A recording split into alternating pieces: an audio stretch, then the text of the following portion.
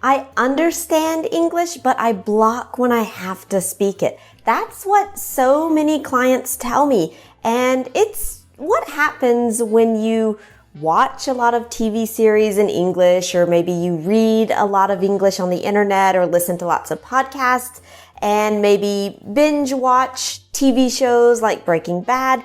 I mean, all of those are great activities, but when you're in front of an actual client, I mean, you hesitate to find your words. You can't just tell them something like, I'm the one who knocks. No, you need more. Even if your level is okay, how can you feel more confident when you speak English? Hi, I'm your English coach, Christina, and welcome to Speak English with Christina, step-by-step English lessons to help you learn faster, feel more confident, and reach your full potential. And today, like every week, I'm going to help you move one step closer to fluently speaking real American English. Let's go. I could tell you that you should just keep a positive mindset, and that works sometimes, but when you're really nervous, that's hard. It's normal. Or I could just say something like, oh, it's okay. Just laugh at your mistakes. And that's good advice for situations with friends, but with high stakes clients, Plus, you might just feel uncomfortable still. So that won't work. And worse, you still don't have the right things to say. Instead, you need something that's more concrete. One of the most concrete things that you can do is to practice. And often in coaching sessions with clients, one of the most effective exercises that we do is to practice the situations that they are going to experience. They feel more reassured because they get a chance to experience the situation and the feelings that they'll have, but in a safe way. And we can practice together. So that's the first real concrete solution, is just to practice. Now, I know, maybe you're thinking, yes, Christina, I know that I need to practice, but that's my problem. I don't have anybody to practice with. But is that really the problem? Because here's the thing, you can start practicing by yourself right now.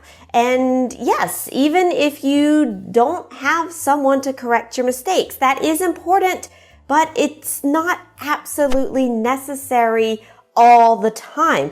And there are a few things that you can start practicing right now to start your journey to more confidence.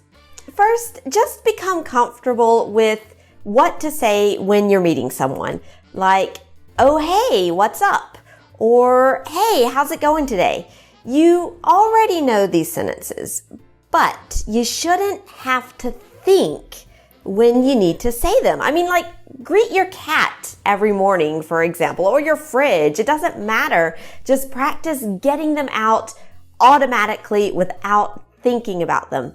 Because these phrases should just roll off your tongue automatically. And in a conversation, the first step is often the hardest part. But if you can just go and not think of it and get the conversation started, that's already a great first step. Now, what's the next step? The next thing is to learn to introduce yourself. And I don't mean, hi, I'm Bruno, I'm French, I'm 44, I have 2 kids, because that's not what other people want to hear when they meet you. Instead, practice an answer for what's interesting in your own situation and for the questions that people will probably absolutely ask you. Like if you're at a conference or something, is this your first time here? What do you do? Or how did you get started with that? If they're asking about your job, or just even simply, where are you from? And think about the questions that people often ask you in your business life or your personal events, and then prepare some concise, interesting answers and ways to keep the conversation going. How? Let's see. When you've got your answers, you also want to be able to turn the conversation back to the other person.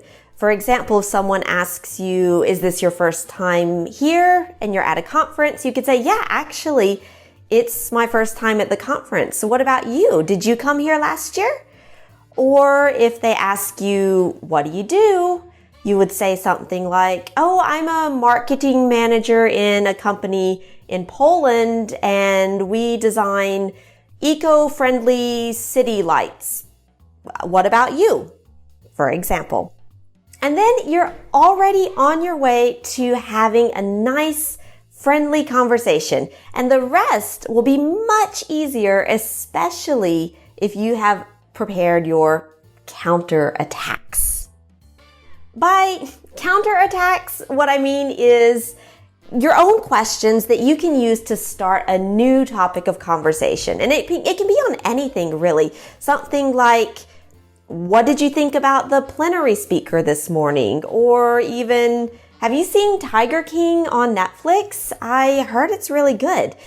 Depending on the situation and where you are, of course. That way you can just relax for a minute and get back into your comfort zone and listen to what they say. Because when the other person answers back to you, listen, of course, to what they say, but also how they say it. Because you can reformulate some of the things that they said to help to move the conversation forward. And this is active listening, and people love it when you show that you're really listening to them.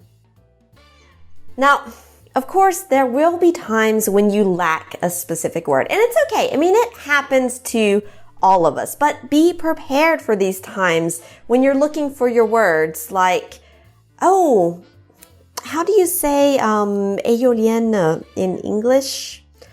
Or, sorry, I'm trying to find that English word for the machine that makes electricity from wind power.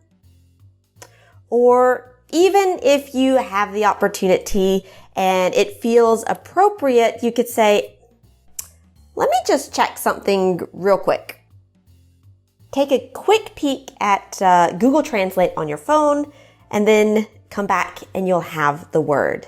Oh, and by the way, these are called wind turbines, if you're curious. And I mean, you just need to get used to feeling a little discomfort. You should be able to say to yourself, yeah, I'm feeling a little uncomfortable. This is not perfect, but that's okay. If you're nervous about going into a conversation, you just need to feel that fear and do it anyway. And of course, you'll make some mistakes. Maybe one day you'll even realize that you've been using a word completely wrong for years, like confusing fun and funny in English or something else. But you know what? That's life. And it's just what happens when you're not afraid to try something new, to grab those chances that come to you and to try. And if you want something that's going to encourage you and to feel a little more comfortable the next time you do try to make small talk in conversation, then go ahead and watch this short playlist of other episodes that are going to help you to stop blocking when you lack a precise word, to learn how to start a conversation with anyone, even if you're a little shy, and how to correctly answer, how are you? Because that is a mistake that I see with lots of clients, actually. All right, enjoy those, and I will see you in the next episode.